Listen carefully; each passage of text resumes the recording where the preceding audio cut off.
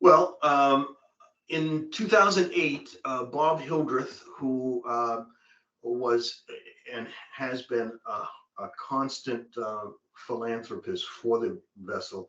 In fact, I think it's his philanthropy that really brought this vessel over here. He got together with Mary Ann McQuillan and talked about putting together a nonprofit. And so SEMA, Schooner Ernestina Morrissey Association, was formed. Mary Ann and I worked with Linnea Michael at, it was then the New England School of Law, and it's now UMass School of Law. And Linnea and Mary Ann and I put together the SEMA bylaws, and in 2008, SEMA was born with the purpose of raising funds to equip the vessel, to prepare it for a educational vessel and a cultural icon. And that was our mission statement. And in 2008 and 2009, we were fortunate enough to get a grant from the Island Foundation out of Marion to put on a symposium. And the symposium was at the Whaling Museum, and it was well attended. I want to venture it was 200 people came to that first initial symposium to rally people around the issue of bringing the Ernestina back to life, because in 2005 she lost her certification, so she could not sail anymore. She had been sailing as a sail training vessel, a school educational and cultural vessel, and she went into disrepair.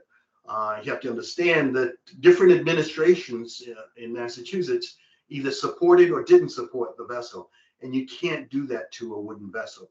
If you don't constantly maintain it, it's going to go into disrepair and it's going to lose its certification, and that's what happened. So in 2005, it stopped sailing, and Mary Ann and I said, you know, this can't happen. We've got to bring this back. And then we had the symposium, as I indicated, and that launched, I believe, that launched SEMA to a place where people trusted the nonprofit, and they trusted what we said. SEMA had a bully pulpit. We were not connected to the state in a official capacity, so we could talk about the things that the Ernestina needed, even if the state commissioners or whoever, you know, wasn't able to garner up the monies or whatever it took to fix the vessel. And so we used that bully pulpit. I think we did it judiciously. We didn't abuse it, but we used that pulpit to say, hey, we got to get this vessel back, you know, in shape so that it gets certified and it can take young people on board for education and cultural purposes. And so that's what we launched. And I became the president of SEMA. Mary Ann was the secretary. Bob Hildreth was the vice president. Louise Croto, wonderful person, was our accountant and the treasurer.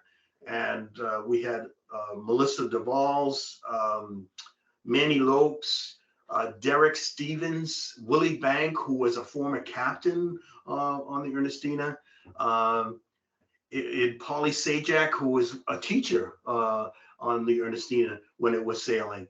So we had, and Mike Gomes, we had, you know, a cadre of people who were really interested in making sure that the vessel got repaired and was going to be able to sail again.